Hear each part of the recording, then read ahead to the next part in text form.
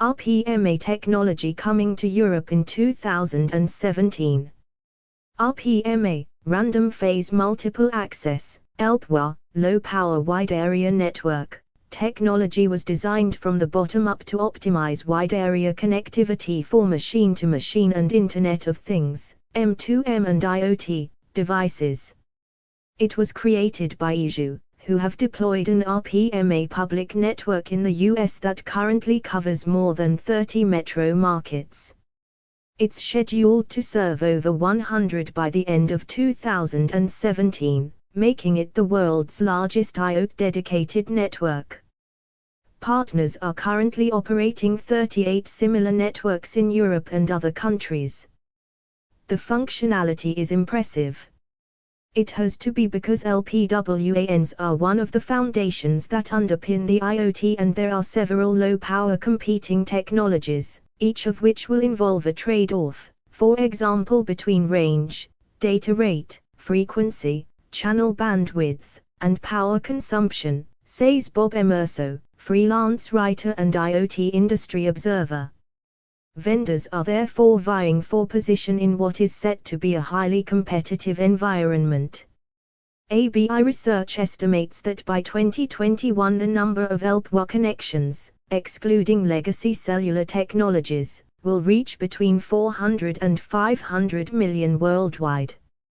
Most IoT devices use less than 3 megabytes of data a month, so there is clear need for networks that can sustain the billions of devices having such low resource requirements. Conflicting claims can be complex to understand, but IJU's marketing is largely based on simple, factual statements. For example, one RPMA access point, AP, provides the equivalent coverage area to 18 low-RA trademark symbol, 30 NB LTE cellular and 70 Sigfox registered trademark symbol APs. Although low-RA is positioned as a LPWAN technology, its versatile functionality makes it ideal for LPWAN applications. For example, low-RA and RPMA could complement each other in scenarios involving a local area network comprising hundreds or even a few thousand devices communicating with a LoRa-compliant multi-tech gateway. An RPMA module embedded in the gateway would enable wide area connectivity over RPMA networks. u-blox, a provider of wireless and positioning modules and chips, has partnered with IJU to develop and manufacture products that support RPMA technology. Andreas Thiel, u-blox co-founder and executive vice president, said, "The demand for low-power, wide-area network technologies is growing across the globe. We believe that IJU has superior technology to support growth of unlicensed spectrum technologies for professional applications. Large footprints, secure messaging. IJU's networks, which operate in the license-free 2.4 GHz band, has an uplink capacity that supports up to 2 million devices per tower. The cost of putting up a tower, which can cover up to 300 square miles, 480 square kms, is less than $15,000. These features translate into low connectivity prices and a high profit margin for the operator. The channel bandwidth is 80 MHz and there is a 1 MHz buffer between channels, which allows the system to support 40 simultaneous 1 MHz channels. One channel can support an entire network. San Diego Gas and Electric's entire 4,100 square mile private RPMA network runs on a single 1 MHz buffer. IJU employs direct sequence spread spectrum modulation as well as additional proprietary algorithms. This combination results in a guaranteed message arrival for a packet error rate of up to 50%. This means even if half the message packets drop out, the entire message can still be decoded. Addressing issues. Interference is set to become a key issue in line with increased use of the 2.4 GHz band. ISU states that RPMA was designed to withstand extreme interference and highlights the -142 decibel receiver sensitivity. This means that signals get through even when the noise is 3,000 times louder. Normally the wanted signal can only be heard if the interfering signal is quieter. This is a big claim that the company backs up with a detailed technical white paper. Security is another key issue. Security is built into the system from the ground up. With 256-bit encryption as well as two-way authentication, not only is the message garbled, it is guaranteed via a 16-byte hash.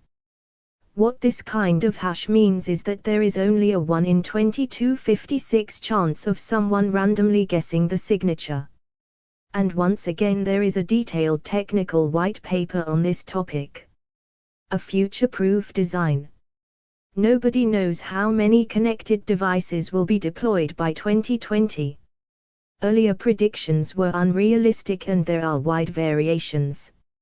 Highs of 50 billion have come down to less than 10 billion, a figure that doesn't include smartphones, tablets, and computers.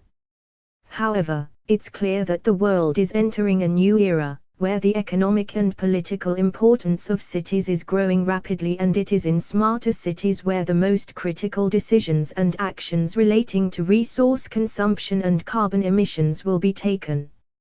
Therefore, we can expect predictions, which are really guesstimates, to start rising.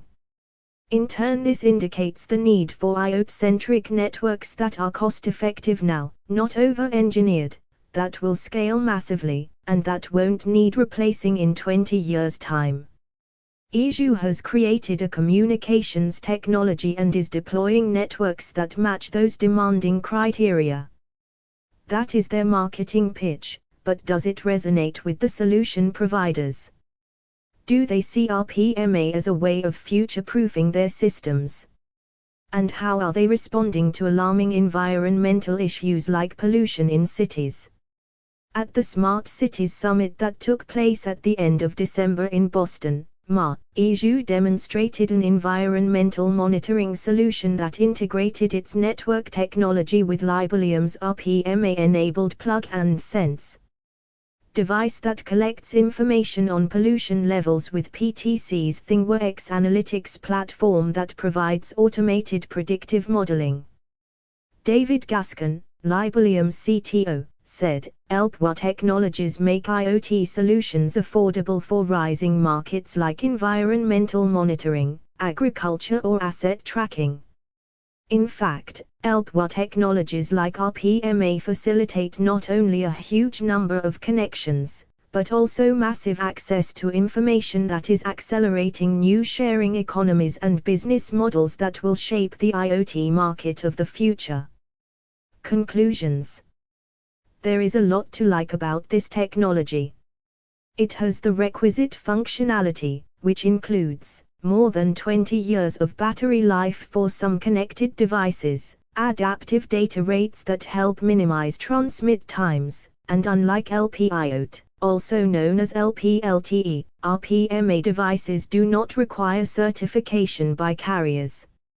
However, while NB-IoT technology is somewhat late to the LPWAN party, it is backed by the combined resources of connectivity ecosystems such as those of Nokia, Telit and Vodafone.